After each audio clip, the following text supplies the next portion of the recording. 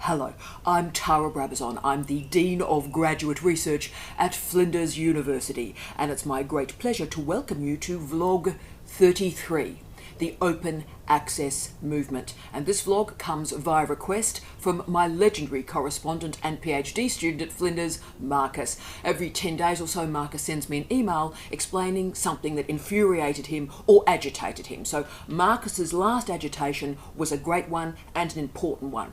He went to a book launch of a fantastic and important piece of research that could transform a whole series of key issues in Australian politics. And yet this book cost $80 to buy. And Marcus quite rightly asked, well, what's the point of doing research if it's never going to be read, because who could afford to buy a book like this? Now, Marcus, great point, and I'm going to provide some solutions for you today, good sir, to handle that problem. So this is not an isolated concern, Marcus and colleagues. Let me give you another example. Here's one I prepared earlier. Last Friday, this book arrived for me, very excited, from Amazon UK.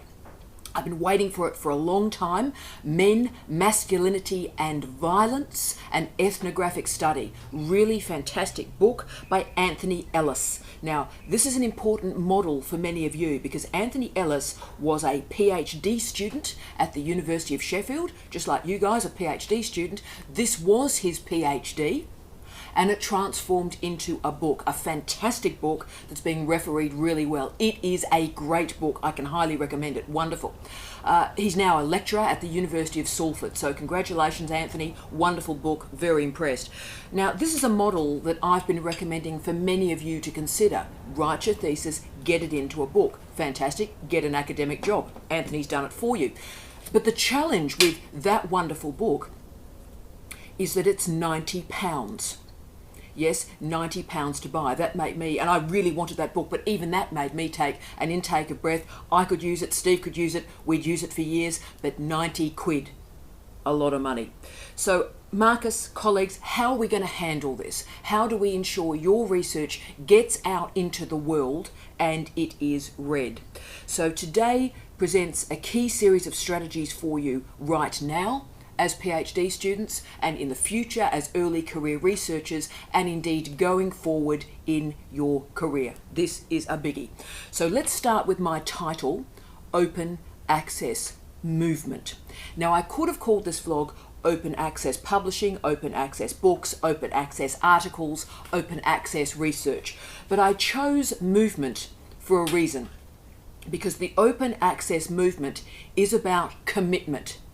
It is a commitment to accessibility, it's a commitment to accountability and transparency of publicly funded research.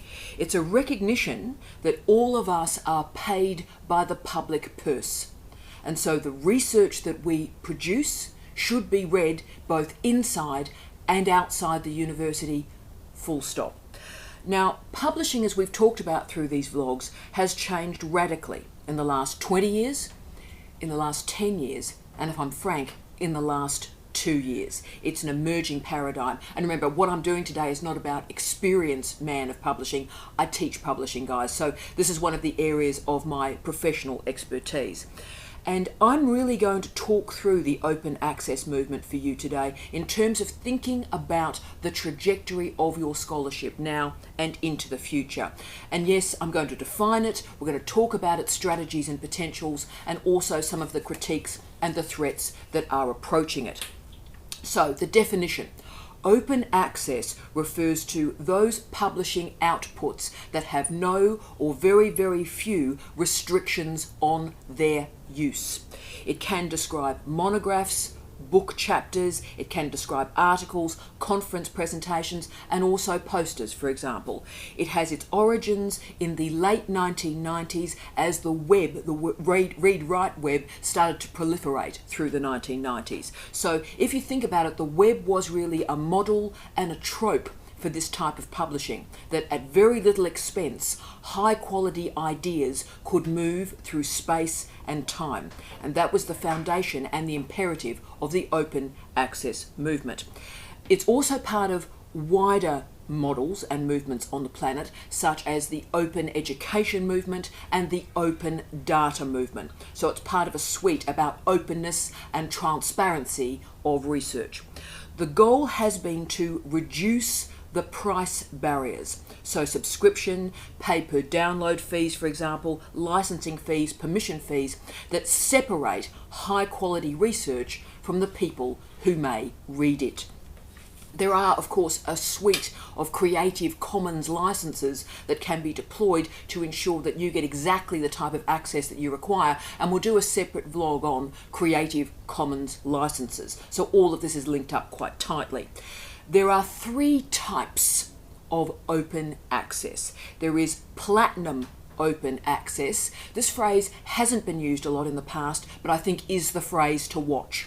So platinum open access refers to no barriers between the publisher, the person who writes the work, and indeed the person who reads it. So no cost of any kind to the researcher or the reader.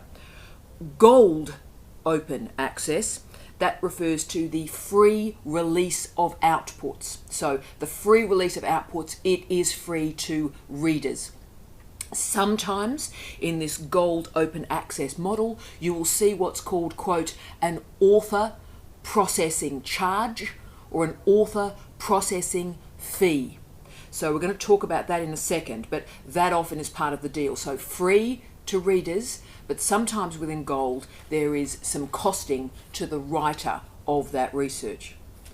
Then we move to green open access. Green open access.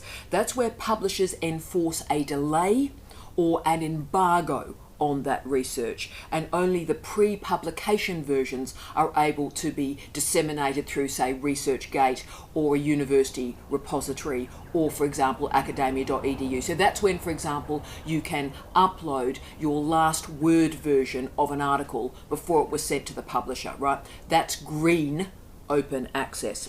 So to clarify the difference, remember, non-open access publishers, commercial publishers, corporate publishers, are publishing to make a profit. We need to remember that. They are publishing to make a profit through subscription rates, through downloading fees, and through pay per reading fees.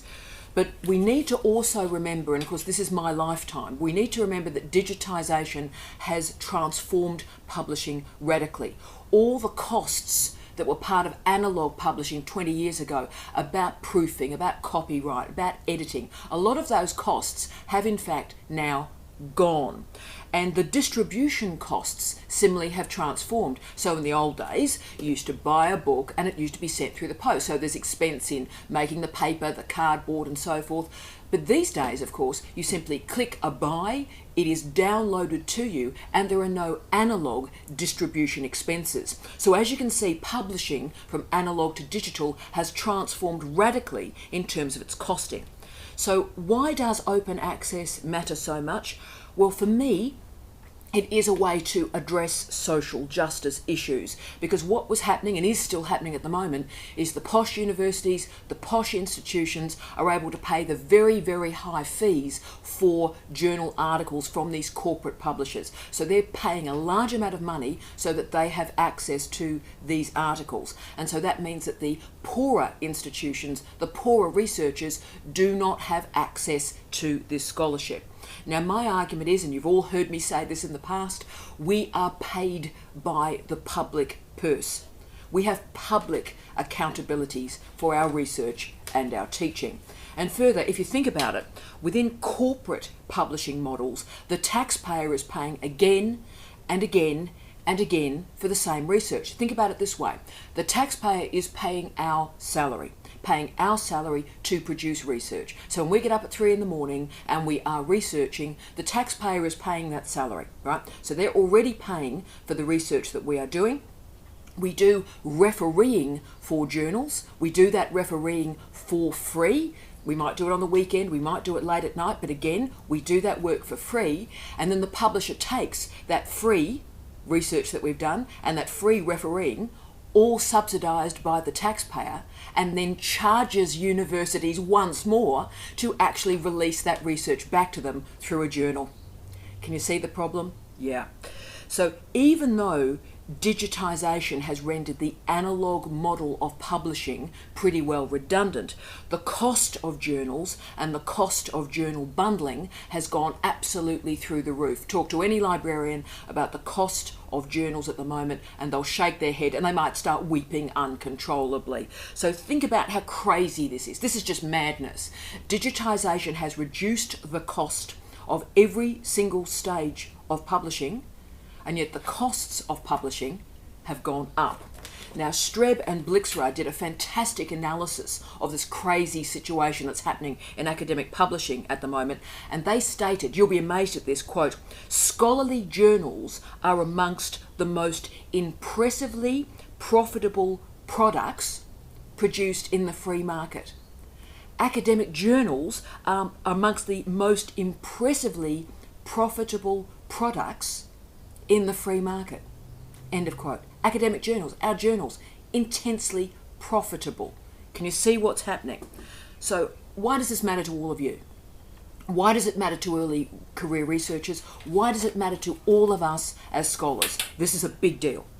Open access means that we have a range of new strategies so that your research can find a range of new audiences. So let's think of some great examples. This includes GPs, for example, who are interested in reading the new research and are not tethered to a university. So my brother, the other Dr. Brabazon, Dr. Steve Brabazon, is a great GP in regional Western Australia, and he believes very strongly in the best service for his patients, and so he's very focused on reading the most up-to-date research, but he's not tethered to a university, so every bit of research that he reads, unless it's open access, he has to buy.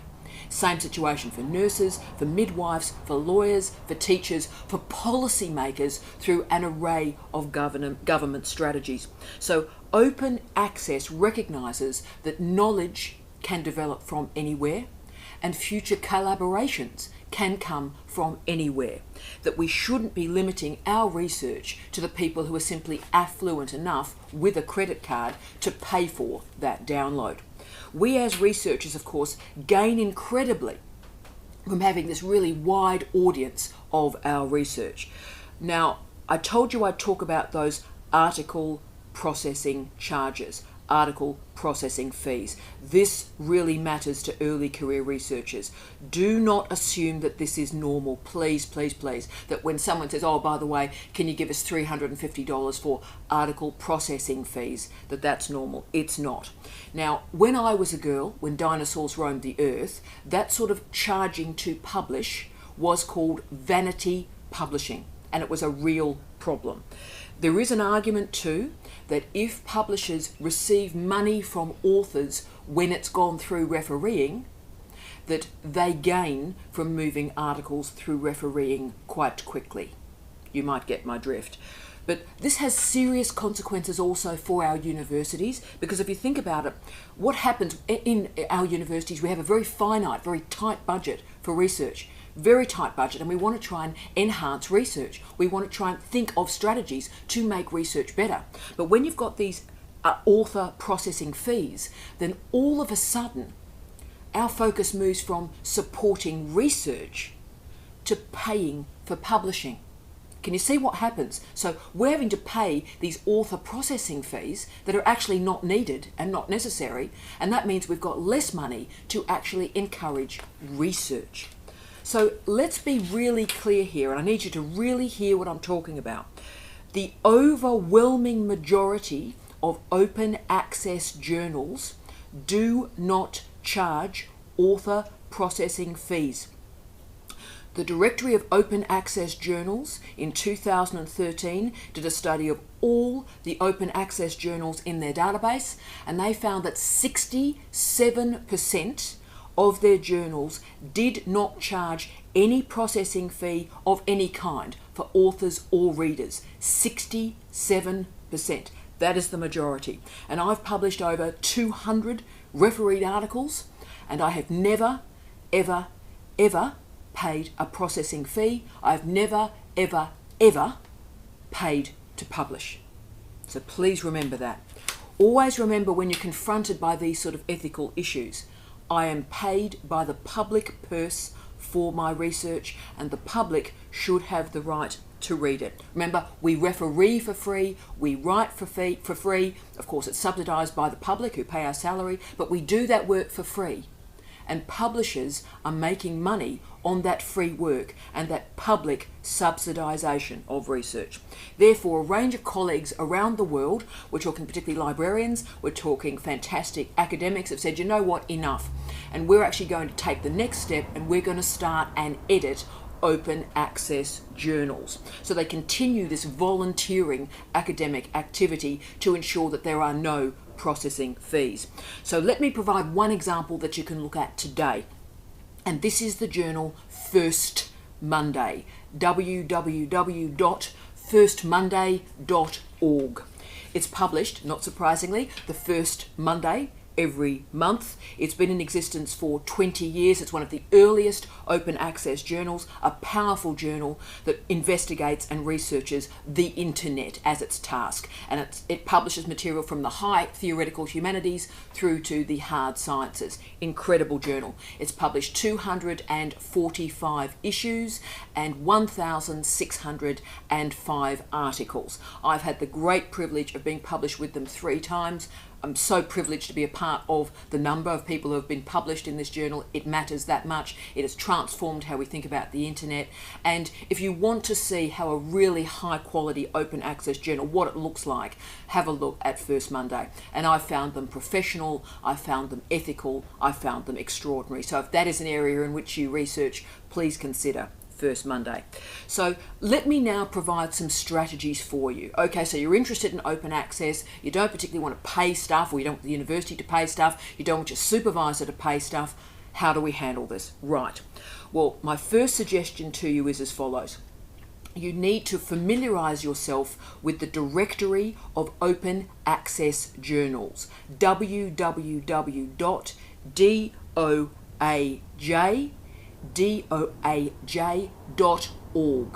the directory of open access journals.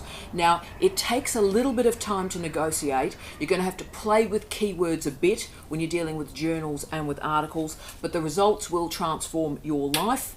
Almost 95% of my journal articles now have been published via open access, and when I have a new article to send out into the world, my first stop is always the directory of open access journals. I got an article accepted yesterday, open access article in an open access journal that I found through the directory of open access journals. So most of you know I take the responsibilities of public life very seriously, and I ask that you consider that as well in your future.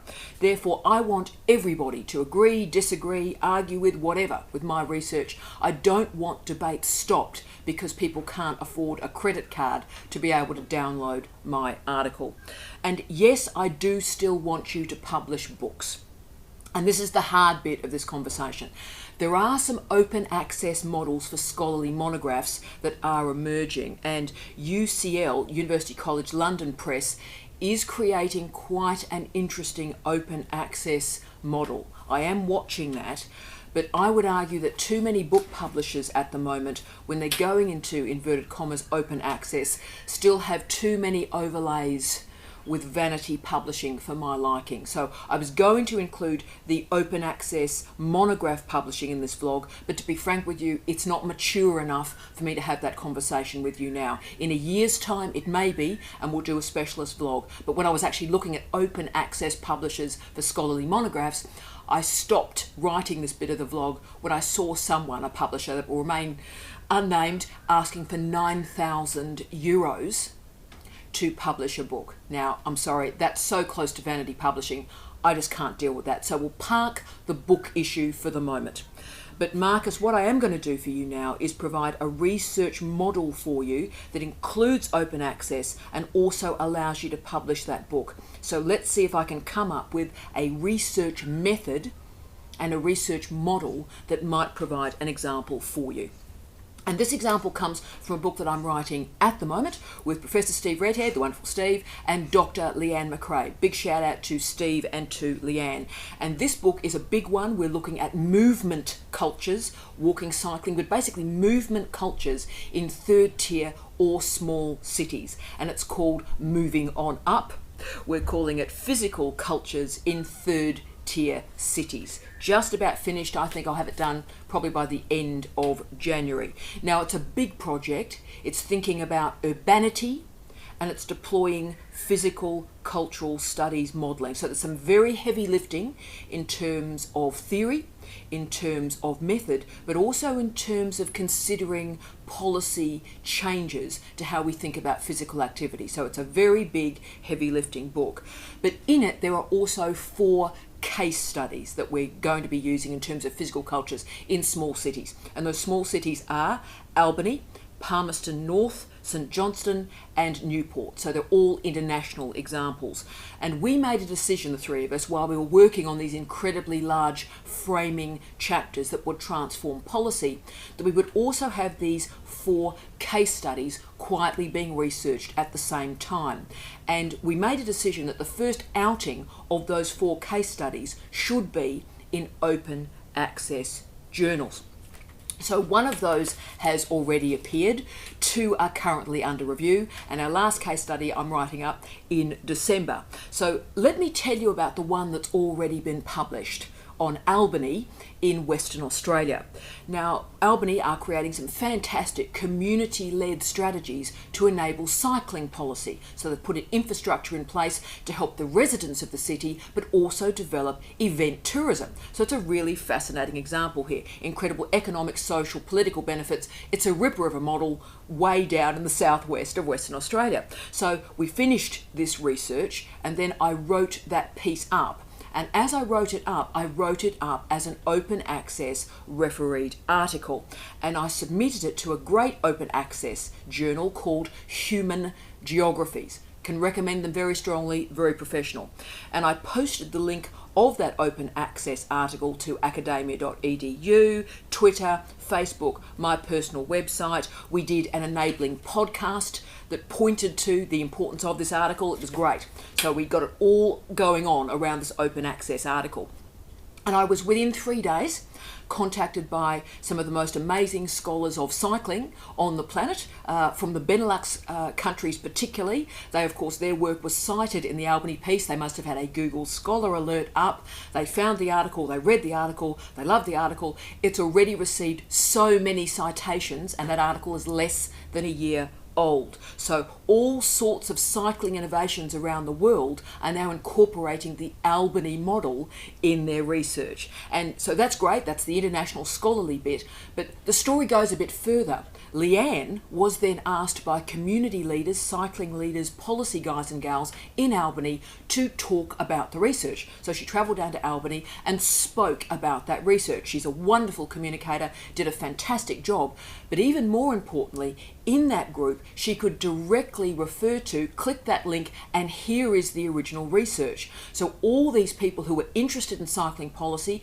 Leanne expressed that research incredibly well verbally, but they could directly go to the research, no credit card stopping them downloading it, and there it is. So it's been deployed and used throughout the Albany community as well.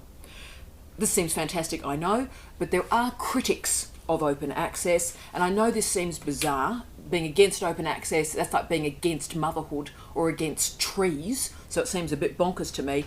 But we're going to talk about the critics next week, and next week's vlog is going to be titled Predatory Publishing. Now, I intentionally have not mentioned that phrase in this vlog up to this point, because particularly in the United States of America, any critique of the open access movement is done by, oh, it's just about predatory publishing. So I'm going to talk directly about predatory publishing next week, but I'm not going to unsettle or undermine the importance of open access by using those North American critiques. We'll talk about that next week. What we all agree on, I think, is communicating research is integral. Why would any of us be spending years of our lives researching something that nobody will read? We want to disseminate this research. For many of us, we are in the business of changing the world. We are doing this to change populations, politics, and policy. That's why we're in this business. And open access is one clear and one really powerful strategy to do that. So Marcus, you are a legend. Thank you for this great suggestion, and you've started off our publishing suite. It'll continue between now and Christmas, so I always love hearing from you. If there are things in publishing you want me to talk about, I will go there, so send me that email. And as always, Marcus, you're a legend. Everybody, thank you so much for your time. You are wonderful. I wish you love. I wish you light. I wish you peace. Tea out.